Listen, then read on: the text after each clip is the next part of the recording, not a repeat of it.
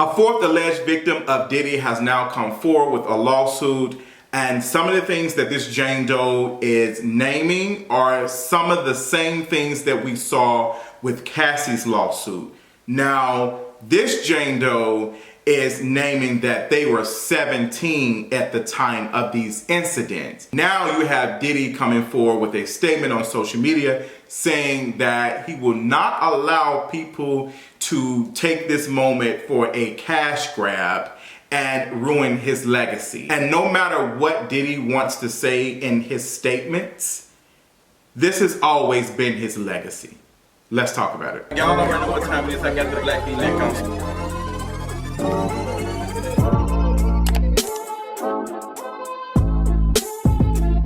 So what's going on, you all? This is the fourth lawsuit being brought against Diddy, Sean Combs, Puff Daddy, whatever you want to call him. I'm going to be calling him Diddy in this video. This is the fourth lawsuit, and this time it is brought by a Jane Doe. And like I said, this lawsuit has some of the same things that Cassie said she experienced. And now Diddy has, released a statement. And what's interesting about this is that, Diddy posting this to social media, I was not expecting that. I wasn't. But I think it is telling. We saw some cracks a little bit in his need for his lawyer to respond and say that a settlement isn't an admission of guilt.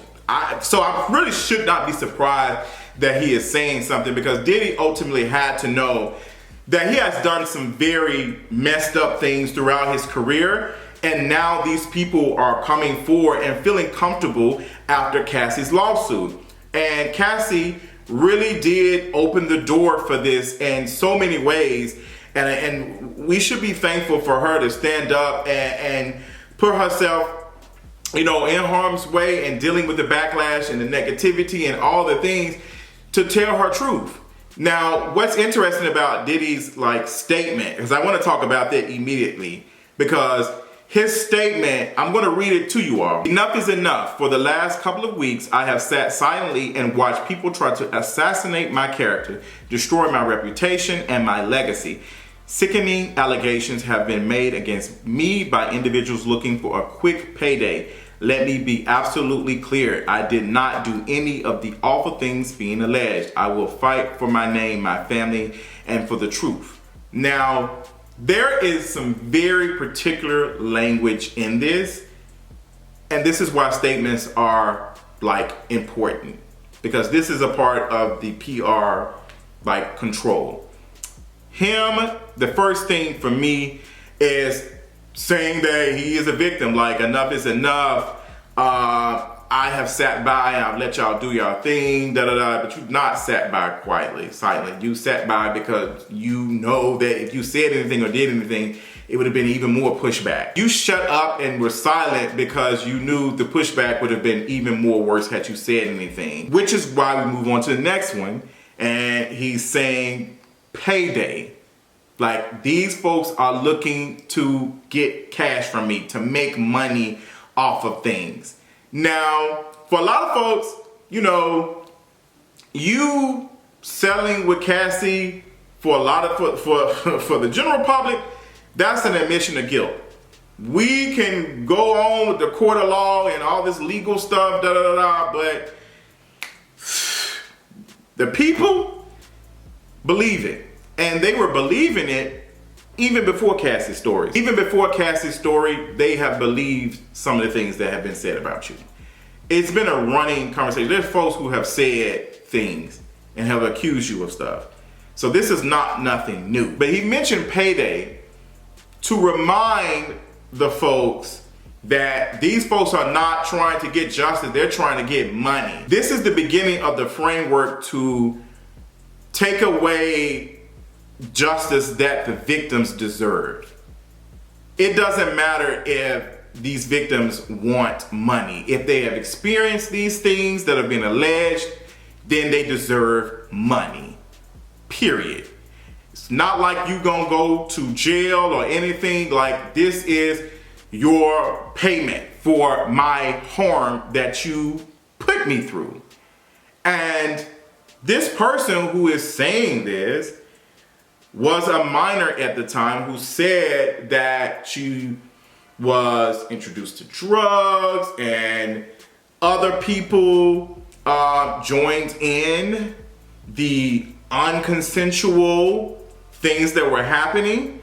And there is a picture of her sitting next to you, of the alleged victim, who was a minor during this time. And she's detailing very specific things of being flued out to you back and forth, like something ain't right, like something's not right. Also in this statement, he says he will fight for his name and his family. There's no need to bring in family in this. Him having to name that his family needs to be protected is to humanize him. It is to make us, oh, I would do the same thing if I had to protect myself from my family. Like all of us can relate to somewhat protecting the ones we love. And that was put in there on purpose. Like all of his kids, I'm thinking are adults at this point. Diddy is not married to anybody. So the idea of family, it's not him and his wife and his two kids. One is off to college, one is about to graduate from high school, or babies or something. Well, he does have a baby, but he's not married to any of these, folks who are having. He's not married to anybody right now. So yes, we can talk about, like family looks different for everybody else and all that, but the way he's portraying this is the traditional family, man, woman, child, or children. And that image is being put in our head by the way of this statement to say that he's protecting himself and his family. And the cash grab, like this is the beginning of the control narrative, and it's so clear and so obvious. Payday, the word payday, to say that these folks are only looking to make money. That already fused into so much like sexism, like these are victim blaming, like these folks ain't victims, they just want money. And saying that these things are these awful things being alleged. Like in so many ways, shape, or form, he's not saying that these things are not true.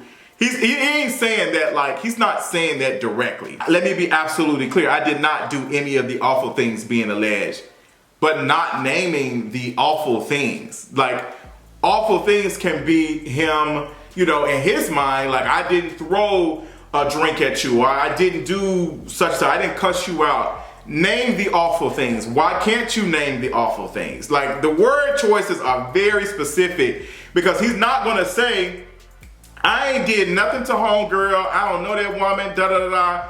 He's saying, I didn't do any of these awful things. And this is classic, like it is so classic and so obvious. And it's really scary, to be honest. Like, because looking at this, like, people are, oh, okay, it is what it is. Like, he didn't do these things.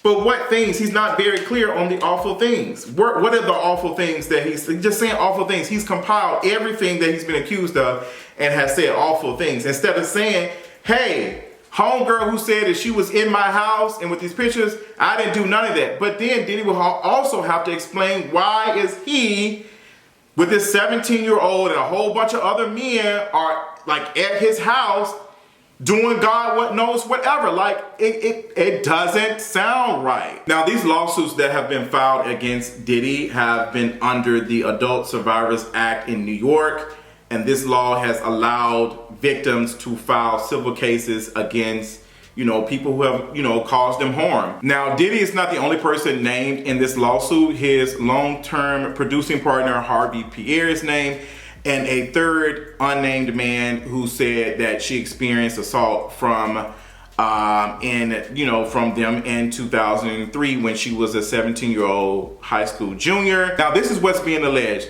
While at the studio, Mr. Combs and his associates, including Mr. Pierre, plied Miss Doe with drugs and alcohol. As the night wore on, the 17-year-old Miss Doe became more and more inebriated, eventually to the point that she could not possibly have consented to having with anyone, much less someone twice her age. While at the studio, Miss Doe was, ooh, girl, by Mr. Combs, and the third assailant, Mr. Pierre, in that order. Like,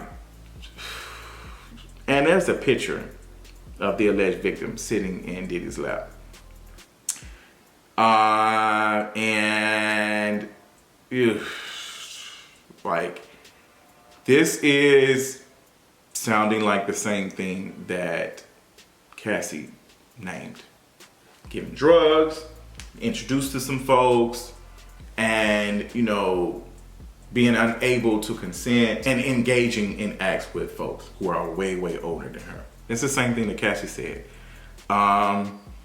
And there are pictures of this person, like, in this New York studio, like, whoo, and this is like bad. I don't even want to talk about it here. It's real bad. But the accuser could barely stand up following the R word and had to be helped to walk out of the building back into a car where she was driven to an airport and flown back home, the suit says. Her underwear wasn't missing, according to the lawsuit.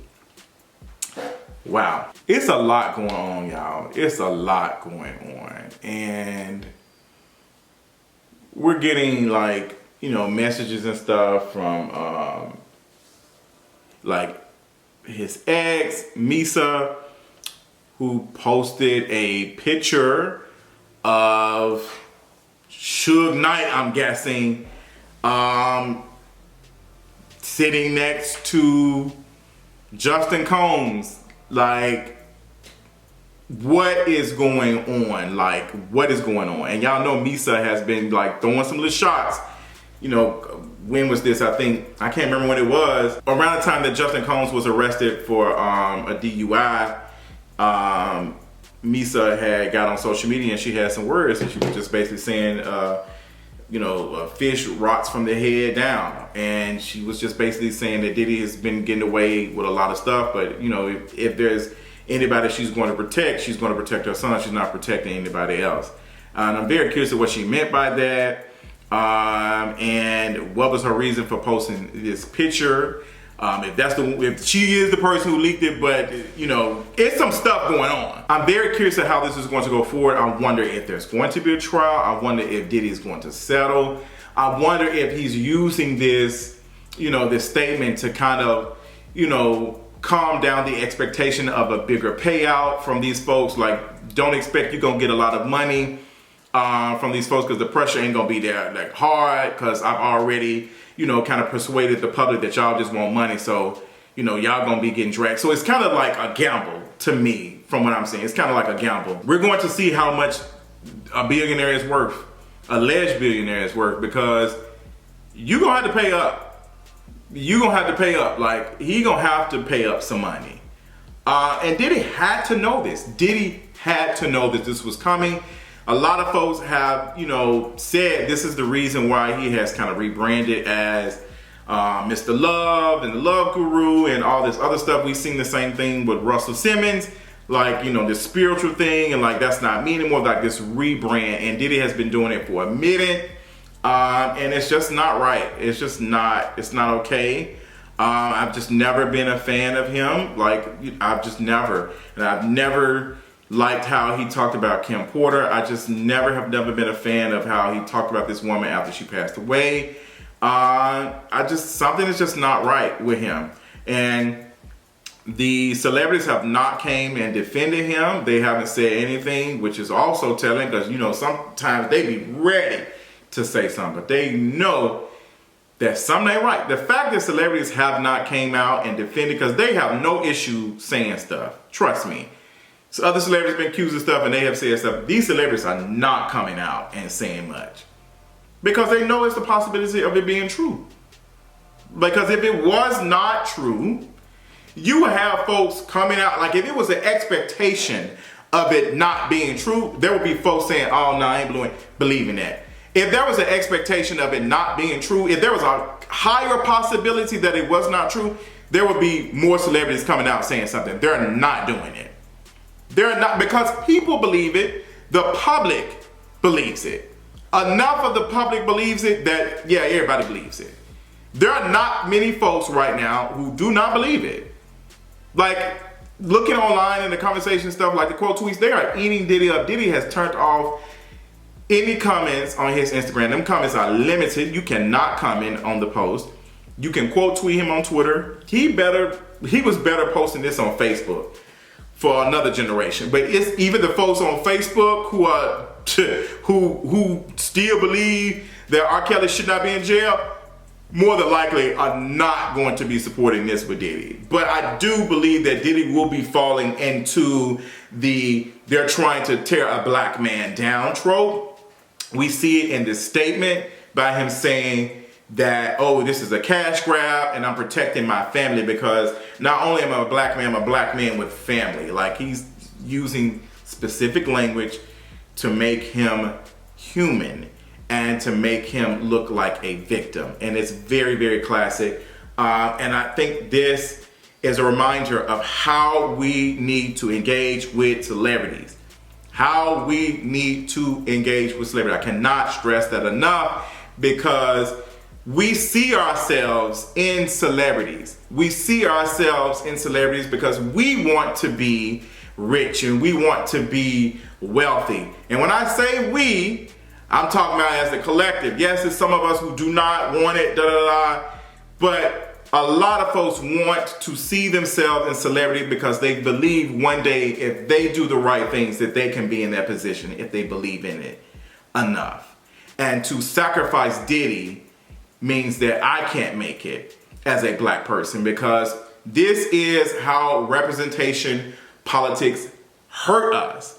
Like, this is how it hurt us, because when we see someone like a Diddy make it and doing all these things that, you know, were seen as not possible for black folks, we have to now reconcile that, wow, none of us are going to make it. Like, if he can't make it, look at it, just makes us like feel some type of way. And I don't feel anything for Diddy. I've never felt anything for Diddy. I feel for the victims. I feel for the folks who have been experiencing his harm for the last 20, 30 years. And, you know, I do not think he's a good person. Like, I do not. And the silence from celebrities is, whoo, it's a lot. They are not saying anything. There have been some conversations about some folks saying, after all of this is done, how are celebrities going to engage with him a year or so later? Will they, you know, embrace him? Will he be at the Rock Nation brunches and all this other stuff? Will they be at the parties that he's throwing? And I would not be surprised if they do, because these celebrities ultimately are in solidarity with each other. And there's class solidarity. And I need for us to know that. I need for us to know that these celebrities are not in solidarity with us working class folks. These folks are rich and they are in solidarity with other rich folks. And we need to really reconcile with that. My heart goes out to the victims, and I hope that they receive justice. And if justice is some money, some currency for healing, period, there's nothing wrong with that. So while I am in the middle of editing this video, there is now an open letter penned to Sean Combs, aka Diddy, by a songwriter by the name of Tiffany Red, who says Diddy, you know, terrified her. And she is someone who is close to Cassie and met her in 2015. They were supposed to be working on an album. They were working on an album that has not been released. And one of the songs on the album was supposed to be about Cassie's relationship with Diddy. And in this song, she is sharing her experiences with Diddy and the wrongdoing that she's accusing Diddy of.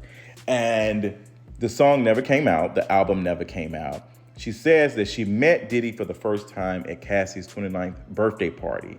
And she said she was approached by Diddy. And this is what she's saying. You approached me and you introduced yourself saying, so you're the one writing all these songs about me. I said, yes. And you stared back and said, that means she's talking to you, huh? She said she was uncomfortable. And she says, because it seemed like you were talking about the more turbulent parts of your relationship. And this is the intimidation that Diddy has been accused of by others. She also is corroborating the conversation about the alleged freak-offs. She said that Cassie did tell her about that, and that Cassie did share that Diddy was physically abusive towards her. She also talks about an incident that happened after the birthday party. You pulled Cassie out of the private karaoke room. She put her head down and went with you.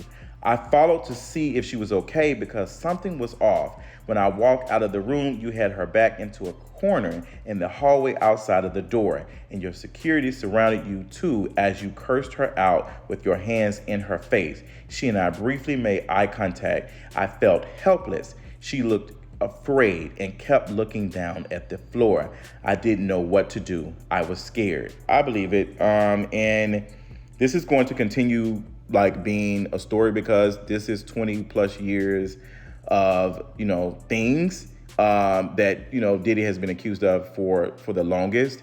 And this is a real conversation about the industry and how many Black women have experienced this in the industry. Like, there are so many stories, and it should not be that many stories. I really appreciate her also naming and calling out him talking about Black love and protecting Black women when he's not been doing any of that.